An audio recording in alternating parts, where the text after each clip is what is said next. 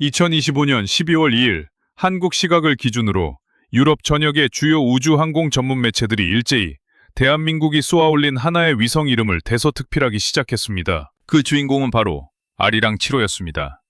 불과 몇 해 전까지만 해도 국제사회에서 한국의 관측위성 기술은 0.55m급의 해상도를 유지하며 안정적인 운용 실적을 쌓아가는 추격국가 수준으로 평가받았습니다. 그러나 이번 발사를 통해 0.3m급이라는 이른바 초정밀 광학 해상도의 벽을 넘어섰다는 분석이 제기되자 전 세계 우주 전문가들의 시선은 순식간에 한국의 기술적 성취로 쏠리게 되었습니다. 해외 유력 외신들은 한국이 타국의 기술에 의존하지 않고 독자적으로 구축한 시스템 본체의 비율과 탑재체의 정밀도, 그리고 제어 모멘트, 자이로를 기반으로 한 고기동 제어 기술을 집중적으로 조명했습니다. 이러한 기술적 지표들은 한국이 이제 단순한 위성 운용국을 넘어 우주 관측 분야에서 최상위권의 기술력을 확보했다는 명확한 신호로 해석되고 있습니다. 특히 유럽의 권위 있는 우주항공 분석 기관들은 아리랑 7호에 탑재된 AIS-HR 광학 카메라가 기존의 한국 위성들이 보여주었던 성능보다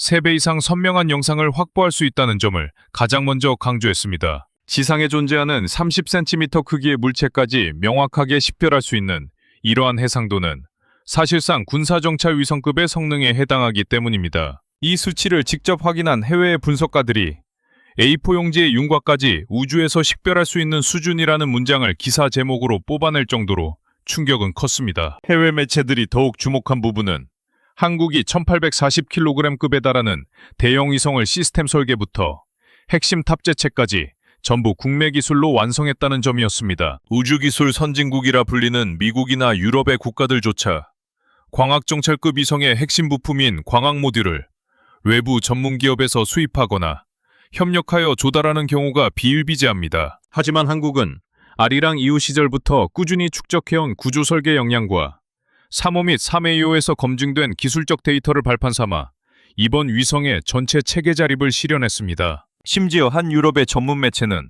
한국의 위성기술 자립도가 이번 7호 발사를 기점으로 전통적인 우주 강국들과 어깨를 나란히 할 수 있는 수준에 도달했다는 극찬에 가까운 평가를 덧붙이기도 했습니다. 특히 해외 전문가들의 기술적 호기심을 자극한 결정적인 장면은 바로 제어 모멘트, 자이로를 기반으로 한 고기동 제어 능력이었습니다. 기존의 일반적인 관측 위성들은 특정 지역 또한 재조준 과정에서 발생하는 그러나 아리랑 7호는 위성체 내부에 설치된 대형 플라이휠과 정밀한 모멘트 제어 장치를 통해 목표 지역을 선회하며 연속적으로 흔들림 없이 관측하는 능력을 입증했습니다. 해외 기술진들은 이 기술의 등장으로 인해 한국이 소형 및 중형 정찰 위성을 동시에 운용할 수 있는 기반을 갖추게 되었다고 분석했습니다. 이는 동급의 위성을 개발 중인 여러 경쟁 국가들과의 기술 격차를 한 단계 더 벌리는 계기가 될 것이라는 전망이 지배적입니다. 여기에 더해 유럽의 발사체인 베가시 로켓의 발사 시퀀스와 아리랑 7호의 궤도 안착 절차가 상세히 공개되자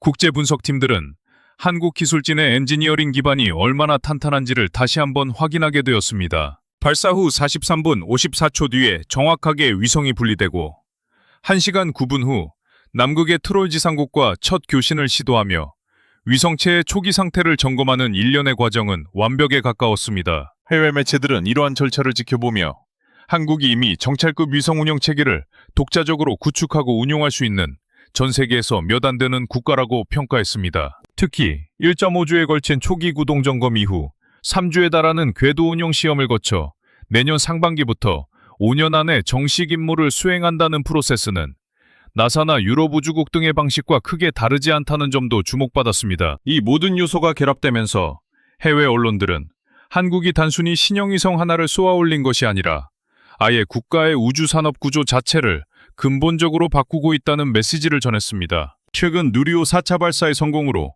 자체 발사체 역량을 강화한 한국이 이제는 광학정찰급 위성까지 독자 개발하면서 발사체와 위성을 모두 국산 체계로 연결할 수 있는 강력한 토대를 확보했다는 점이 중요하게 다뤄졌습니다. 한국의 민간 위성 산업이 본격적으로 성장할 수 있는 결정적인 계기가 될 것이라는 분석도 다수 등장했습니다. 국내의 다양한 민간 기업들이 참여한 개발 구조까지 외신이 상세하게 언급하면서 한국이 우주산업 생태계를 민간 주도로 확장하고 있다는 긍정적인 평가가 이어졌습니다. 해외 군사 전문가들은 아리랑 7호가 보여준 0.3m급 해상도가 단순한 기술적 진보를 넘어 동북아시아의 정보전 구도에 직접적인 변수가 될 것이라고 분석했습니다. 30cm급의 고해상도는 지상에 있는 이동식 발사대의 종류를 식별하고 차량의 위장 패턴을 분석하며 해안선 근처의 비정상적인 물체를 탐지하는 것까지 가능하다는 의미를 갖습니다. 한반도 주변의 정세가 날로 고조되는 상황에서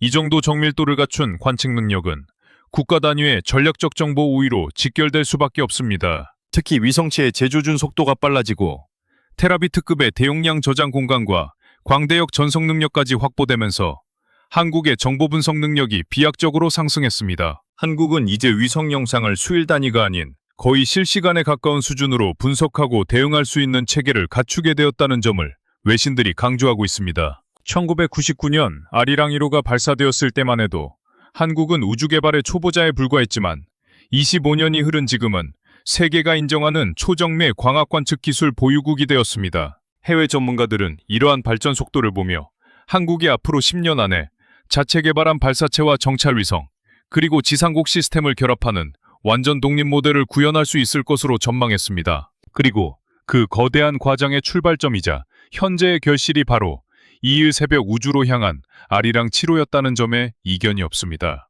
아리랑 7호가 해외 언론을 뒤흔들고 있을 때 정작 국내 방위산업과 우주업계 내부에서는 훨씬 더 차분하고 깊이 있는 반응이 나오고 있었습니다. 외부에는 구체적으로 공개되지 않았던 개발 과정의 난제들이 드러났기 때문인데 업계 기술자들이 가장 먼저 언급한 것은 바로 0.3m급 해상도를 실제 궤도 환경에서 안정적으로 확보하기 위한 기계적 안정성 문제였습니다. 지상과 달리 우주 궤도에서는 태양광의 유무에 따라 온도가 150도 가까이 극심하게 요동칩니다. 이때 발생하는 열 팽창으로 인해 구조물이 아주 미세하게만 어긋나도 광학계의 초점이 흐트러져 고해상도 영상 확보가 불가능해집니다. 한국의 개발진은 이 치명적인 문제를 해결하기 위해 위성 내부의 구조물 대부분을 국내 기업이 특수 제작한 초정밀 일체형 프레임으로 전면 교체했습니다. 또한 기존보다 2배 이상 정밀한 온도 보정 알고리즘을 새롭게 설계하여 적용했습니다. 이 알고리즘은 위성이 운영되는 도중 실시간으로 온도를 감지하고 자동으로 보정을 수행하여 카메라의 초점 정확도를 완벽하게 유지하는 역할을 수행합니다. 이러한 세밀한 기술적 성취는 해외 매체에도 구체적으로 소개되지 않았지만 업계에서는 한국이 광학 정찰 위성의 실전 전력화 운영까지 계산하여 설계를 마친 것으로 높이 평가하고 있습니다. 여기에 제어 모멘트 자이로 기술이 도입되면서 내부 구조 설계는 더욱 복잡하고 정교해질 수밖에 없었습니다. 다른 나라들은 고기동 위성을 제작할 때 검증된 외국산 모멘트 자이로 부품을 거의 필수적으로 도입하여 리스크를 줄입니다. 하지만 한국은 자체 개발된 설계를 위성체 특성에 맞춰 최적화하는 험난한 방식을 선택했습니다. 이 과정에서 고속으로 회전하는 모멘트 휠의 진동을 최소화하기 위한 별도의 감쇄 구조가 필요했습니다. 이를 해결하기 위해 한국의 민간업체 기술진들이 대거 투입되어 위성체 내부 지지대의 재질과 배치를 수십 차례 재설계하고 검증한 것으로 전해졌습니다. 이러한 끈질긴 기술적 노력 덕분에 아리랑 7호는 1회 재조준 속도가 기존 위성 대비 30% 이상 빨라지는 성과를 거두었습니다. 결과적으로 작전 지역을 한번 지나칠 때 확보할 수 있는 영상의 양도 획기적으로 늘어나게 되었습니다. 아리랑 7호 개발에서 또 하나의 중요한 기술적 포인트는 위성 영상의 처리 속도와 효율성입니다. 초고해상도 영상은 한 번 촬영할 때마다 수백 기가바이트 단위의 원시 데이터가 생성됩니다. 이를 지상국에서 원활하게 처리하려면 전송 속도와 압축 기술이 동시에 정교하게 맞물려 돌아가야만 합니다. 아리랑 7호 내부에는 테라비트급의 대용량 저장 공간이 탑재되었으며 이 공간은 국산 반도체 기반의 고집적 저장 장치로 구성되었습니다. 한국 위성 역사상 테라비트급 저장 장치를 자체 설계하여 단일 위성에 적용한 것은 이번이 사실상 최초라고 업계 관계자들은 입을 모으고 있습니다. 이를 통해 아리랑 7호는 단순한 일회성 촬영뿐만 아니라 고속 연속 촬영 능력까지 갖춘 구조를 확보하게 되었습니다. 이 능력은 군사작전 및 재난감시 상황에서 매우 중요한 의미를 갖습니다. 하루 중 구름의 이동이나 여러 기상 조건이 빠르게 변화할 때 가능한 한 많은 프레임을 연속으로 확보해야 분석의 정확도를 높일 수 있기 때문입니다. 또 하나, 언론에는 거의 알려지지 않았지만 업계 전문가들이 특히 강조하는 내용이 있습니다. 아리랑 7호는 이전 세대의 위성들에 비해 관측 각도가 획기적으로 넓어졌다는 점입니다. 일반적으로 고해상도 위성은 해상도가 높아질수록 관측폭이 좁아지는 구조적 한계를 가질 수밖에 없습니다. 그러나 한국은 독자적인 위성자세 제어 기술과 광학계 구성의 최적화를 통해 촬영폭을 유지하면서도 해상도를 극한으로 끌어올리는 데 성공했습니다. 해외 전문가들이 놀라움을 금치 못한 지점도 바로 이 부분입니다. 단순히 숫자상의 고해상도만 갖춘 것이 아니라 실제 국가 차원의 관측 임무에서 유의미한 폭과 속도를 동시에 잡았다는 점을 높이 산 것입니다. 이는 전 세계 정찰 위성 분야에서도 매우 드물게 평가되는 고급 기술이며 같은 해상도를 가진 타 국가의 위성과 비교했을 때 한국의 영상 확보 효율이 월등히 높을 수 있다는 평가가 조심스럽게 나오고 있습니다. 여기에 국내 기술 기반의 위성체 조립 및 생산 체계 또한 기존과는 완전히 달라진 모습을 보여주었습니다. 아리랑 7호는 시스템, 본체, 탑재체의 분업이 기존보다 훨씬 더 촘촘하고 유기적으로 연결된 구조로 제작되었습니다. 핵심 엔지니어 그룹이 발사 전 검증 과정에서 도출된 700건이 넘는 세부 항목을 하나하나 재정비하고 보완한 것으로 전해졌습니다. 이 과정에서 민간 기업의 참여 비율이 대폭 확대되면서 한국의 우주산업이 본격적인 상업용 위성 시장으로 진입할 준비가 완료되었다는 분석이 나옵니다. 특히 본체 개발을 주관한 기업은 기존의 군수항공체계 제작 경험을 10부피 활용하여 조립 라인의 효율을 높이고 공정의 정확도를 대폭 강화했습니다. 이러한 선진적인 생산 구조는 향후 한국 기업이 글로벌 민간 고해상도 위성 시장에 진출할 때 강력한 가격 및 품질 경쟁력을 갖출 수 있는 기반이 될 것입니다. 국제 우주 산업 경쟁에서 한국의 위치를 더욱 두드러지게 만든 요소는 또 있습니다. 대부분의 국가가 고해상도 광학위성을 개발할 때 핵심 부품을 외부에서 조달하거나 특정 국가의 공급망에 의존하는 경향이 강합니다. 그러나 한국은 아리랑 시리즈를 거치며 독자적인 부품 공급망을 꾸준히 구축해왔고 이번 7호에서는 그 완성도가 정점에 달했습니다. 광학 모듈, 반사경, 자세 제어 장치, 저장 장치, 구조체 등 주요 구성품을 국내 산업 생태계 안에서 자체 개발하고 조달한 덕분에 외부 리스크가 크게 줄어들었습니다. 이 점은 해외 분석가들이 특히 높게 평가한 부분이기도 합니다. 정찰 위성은 국가의 전략 자산이기 때문에 공급망의 자립 여부가 실제 전력화 가능성과 지속 가능한 운용을 결정한다는 사실을 누구보다 잘 알고 있기 때문입니다. 이렇게 구축된 기술력은 고정밀 영상 확보라는 기술적 의미를 넘어 한국이 전력적으로 새로운 레벨에 올라섰음을 보여주는 확실한 사례가 됩니다. 미국과 중국은 이미 초고해상도 광학위성을 중점적으로 운영하며 정보 우위를 점하고 있지만 중견국 중에서 이 정도 수준에 올라선 국가는 극히 드뭅니다. 특히 0.3m급 해상도는 일부 군사 선진국의 엄격한 관측 기준에 포함되는 수준이며 동아시아 지역에서는 사실상 한국이 독보적으로 보유하고 있는 능력으로 평가됩니다. 해외 분석가들이 아리랑 7호를 보고 한국의 우주정찰 능력이 완전히 다른 단계에 도달했다는 평가를 내놓는 이유가 바로 여기에 있습니다. 이어서 2025년 11월 27일에 공개된 한국의 재사용 발사체 도입과 관련된 소식 또한 국제적인 관심을 받고 있습니다. 누리호 4차 발사가 성공적으로 끝난 직후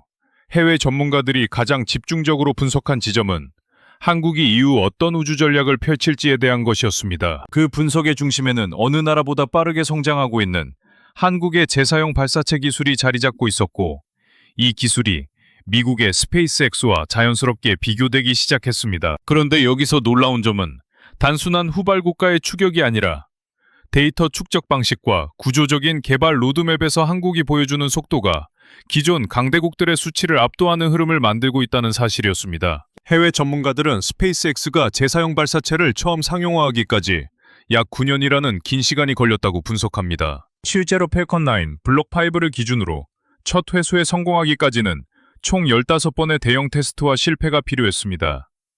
반면 한국이 계획 중인 차세대 발사체 기반의 재사용 발사체 개발 로드맵은 불과 5년으로 설정되어 있습니다. 외신들은 처음에는 이 기간이 현실적으로 가능한지를 되물었으나 한국이 누리호 개발 과정에서 단 4회의 발사만으로 얻어낸 200개 이상의 구조 추력 연소 데이터 세트에 주목했습니다. 또한 국내 스타트업이 확보한 하이브리드 엔진의 착륙 시험 데이터까지 합치면 전체 개발 속도가 획기적으로 단축될 수 있다고 평가를 수정했습니다. 스페이스X가 엔진열화 데이터를 확보하는 데 4년이 걸렸던 반면 한국은 누리호 엔진군에서 축적한 연소 안정성 데이터만 약 130회 이상 세부 분석이 이루어진 상태입니다. 이는 추가적인 대규모 시험 없이도 시뮬레이션과 모델링이 가능한 수준이라는 점이 해외 분석 리포트에서 반복적으로 언급되었습니다. 가격 경쟁력 분야에서도 흥미로운 비교가 이루어졌습니다. 현재 패컨9의 1회 발사 비용은 약 7천억 원 수준이며 재사용 효과로 이를 절반 가까이 낮추고 있는 추세입니다. 한국의 누리호는 현재 1회 발사 비용이 약 2천억 원대인데 재사용 기술이 완성되면 목표치는 1회 약 1천억 원 이하로 줄어들 전망입니다. 해외 경제 전문지는 한국이 재사용 엔진을 적용할 경우 30%의 비용 절감에서 시작해 기술 안정화 이후에는 50% 이상의 절감 효과가 예상된다고 보도했습니다. 가격 경쟁력 면에서는 한국이 훨씬 유리한 구조를 가지고 있다고 분석한 것입니다. 실제로 엔진 구성품의 80% 이상을 국내 기업이 자체 생산할 수 있는 구조이기 때문에 조달 체계가 매우 탄탄하고 외화 지출이 적다는 점이 큰 강점으로 꼽혔습니다. 여기에 한국만의 독특한 기술적 자산이 융합되고 있다는 점도 주목받았습니다. 방위산업 분야에서 오랜 기간 축적된 반동 제어 기술, 열 환경 극복 기술, 복합 소재 기술이 우주 분야에 그대로 흡수되고 있습니다. 이로 인해 스페이스X가 초기 단계에서 겪었던 수많은 시행착오를 한국은 생략할 수 있는 유리한 상황이 되었습니다. 예를 들어 K9 자주포의 반동 제어 알고리즘은 발사체 착륙 시 지상 충격 흡수 계산에 그대로 응용되고 있습니다. 또한 천무다연장 로켓에 적용된 복합 소재 기술은 발사체 구조의 경량화에 이미 적용되어 무게 대비 강도가 미국 제품 대비 약 12% 높은 것으로 평가되었습니다. 이런 이종 산업 간의 기술 결합은 한국만이 구현할 수 있는 독특한 방식으로 해외 전문가들은 이를 한국형 우주방산 융합 모델이라고 부르기 시작했습니다. 특히 미국과의 가장 큰 기술적 차이는 엔진 기반에 있습니다. 스페이스X는 메탄 기반의 랩터 엔진을 사용하여 초고 성능을 추구하는 방식을 택했는데 이는 개발 난도가 매우 높고 열 환경이 극악하여 고주기 재사용 시 수명이 떨어지는 단점이 존재합니다. 반면 한국이 병행 개발 중인 파라핀 기반의 하이브리드 엔진은 연소 온도가 비교적 낮고 구조가 단순하면서도 추력 대비 비용 효율이 매우 뛰어납니다. 이는 스페이스X가 지금까지 상용화하지 못한 영역이기도 합니다. 세계 최초로 하이브리드 엔진 기반의 수직이 착륙 시험에 성공한 국가가 한국이라는 점에서 해외 우주 전문지들은 이 엔진이 상용화될 경우 발사 비용은 스페이스X 초기 수준보다 30에서 40% 더 떨어질 가능성이 있다고 분석합니다. 또 하나 주목받은 부분은 한국이 가진 압도적인 시험 주기 속도입니다. 스페이스X는 연간 평균 7회 정도의 엔진 주요 시험을 진행했던 반면 한국은 누리호 개발 과정에서 연간 20회 이상의 연소 시험을 수행했습니다. 중소형 엔진 시험까지 포함하면 40회 가까운 시험이 숨가쁘게 이루어졌습니다. 이 말은 기술 안정성을 확보하는 속도가 미국보다 거의 2배 가까이 빠를 수 있다는 의미로 해석됩니다. 여기에 국내 스타트업이 자체 엔진 시험 스탠드를 구축하면서 국가연구소의 실험시설이 늘어나고 있어 개발 속도는 더욱 빨라질 전망입니다. 외신들은 한국이 가진 독특한 장점을 별도로 기술했는데 연구개발 속도가 빠른 이유를 국가 프로젝트의 관리 방식과 민간 기업의 리스크 감소 구조에서 찾았습니다. 미국은 프로젝트마다 예산 심사가 길고 유럽은 의사결정 체계가 복잡해 시간이 오래 걸리는 반면 한국은 실패 이후 재시도까지의 주기가 매우 짧다는 점을 근거로 제시했습니다. 실제로 이번 4차 발사도 2차례 연기된 적이 있었지만 연기 기간 동안 엔지니어들이 재검증한 파트의 개수가 상당히 많았다는 점을 외신 기자들이 직접 항공우주청 관계자에게 확인했다고 합니다. 특히 외신들이 더 크게 관심을 보인 건 누리호와 같은 일회용 발사체의 성공 그 자체가 아니라 그 이면에서 조용히 진행된 하이브리드 재사용 발사체 기술 시험이었습니다. 한국 스타트업이 파라핀 기반 연료를 사용한 하이브리드 엔진을 이용해 수직이 착륙 시험에 성공한 사실은 외신들에게 매우 이례적인 사건으로 평가받았습니다. 파라핀 계열 연료는 폭발 위험이 적고 정비 비용이 낮아 재사용 발사체에 적합하지만 제어 난도가 높아 상용화 사례가 전무했기 때문입니다. 따라서 세계 최초라는 타이틀을 한국 기업이 가져갔다는 점은 외신들이 가장 주목한 장면 중 하나였습니다. 엔진 제어가 불안정했던 1차 시험에서 얻은 데이터를 기반으로 2차 시험에서 안정적인 착륙을 구현해낸 과정은 외신에서 한국 스타트업 특유의 데이터 기반 고속 시험 문화로 소개되기도 했습니다. 해외 보도들은 또 하나의 핵심 흐름을 강조했습니다. 누리호가 정확하게 궤도에 위성을 투입해주는 능력이 확보된 지금부터 한국이 본격적으로 노려야 할 분야가 바로 재사용 발사체라는 점이었습니다. 해외에서는 이미 재사용 모델이 발사 비용 절감의 핵심으로 자리 잡았고, 실제로 스페이스X는 재사용을 통해 발사 단가를 획기적으로 낮추었습니다. 외신들은 한국도 지금 시기부터 재사용 기술을 본격적으로 접목할 경우 발사비 절감 효과가 초기에는 약 30%, 안정화 이후에는 50% 이상으로 확대될 것이라고 분석했습니다. 특히 한국의 우주 산업이 지금까지 국책연구소 중심이었다면 앞으로는 민간 스타트업이 실험적 기술을 개발하고 항공우주연구원이 이를 보완하며 대형 기업이 양산을 맡는 구조로 빠르게 변할 가능성이 크다는 점을 외신들은 주목했습니다. 이 변화는 단순한 산업 생태계의 변화가 아니라 국가 전략 차원의 방향 전환이라는 평가가 많았습니다. 일부 해외 군사 전문지들은 한국이 이 속도와 구조를 유지한다면 아시아 지역에서 일본을 추월해 기술 선도국으로 도약할 가능성이 매우 높다고 분석했습니다. 외신들은 이런 패턴이 과거 한국의 방산산업 발전 방식과 매우 유사하다는 점까지 언급하며 속도와 완성도를 동시에 갖춘 한국식 모델이 우주 개발에까지 적용되기 시작했다고 평가했습니다. 이런 해외 분석들 속에서 눈에 띄는 부분이 하나 있었습니다. 한국의 누리호 4차 발사는 단순한 성공이 아니라 재사용 발사체 시장 진입을 위한 토대를 만들었다는 것입니다. 외신들은 이 흐름이 이어질 경우 한국의 경제와 국방력에 미치는 전략적 효과가 상당할 것이라고 전망했습니다. 여기에 한국 기업의 제조 방식도 비교 대상으로 떠올랐습니다. 스페이스X의 1단 부스터는 고도의 용접 기술과 대형 단조품이 필요한데 이 분야가 미국 제조 현장에서도 병목 구간으로 지적된 적이 많습니다. 반면 한국은 조선 및 방산 분야에서 대형 용접과 정밀금속 가공 기술이 세계적 수준이고 엔진 챔버 제작에 필요한 고속분말 적층 기술도 성장세가 매우 빠릅니다. 실제로 한국이 개발 중인 100톤급 엔진의 국산화율은 이미 95% 이상이며 전체 발사체 기준으로는 90%가 넘습니다. 미국의 패컨9 초기 국산화율이 70% 수준이었던 점을 고려하면 한국은 시작부터 다른 국가보다 더 자립적이고 비용 경쟁력 있는 구조를 가지고 있다고 볼 수 있습니다. 이런 요소가 결합된 결과 해외 전문가들은 한국이 재사용 발사체를 완성하면 아시아에서 일본을 뛰어넘고 기술 성장 속도로 보면 미국 다음으로 빠른 국가가 될 가능성이 크다고 평가했습니다. 일본의 H3 발사체가 연속 실패하면서 개발 주기가 길어진 것이 대비 요소로 자주 언급되는데 한국은 실패 후 재도전까지 걸리는 시간이 일본보다 4배 빠릅니다. 실제로 일본이 주요 엔진 상태 점검과 재검증에 6개월이 걸린 사례가 있었던 반면 한국은 같은 수준의 엔진 검증을 6주 만에 끝낸 기록이 있습니다. 이는 국가 시스템 구조의 효율성에서 오는 명백한 속도 차이입니다. 결론적으로 이번 아리랑 7호의 성공적인 발사와 재사용 발사체 기술의 비약적인 발전은 한국이 더 이상 우주 산업의 변방이 아님을 증명했습니다. 위성 본체부터 탑재체, 그리고 이를 쏘아 올리는 발사체까지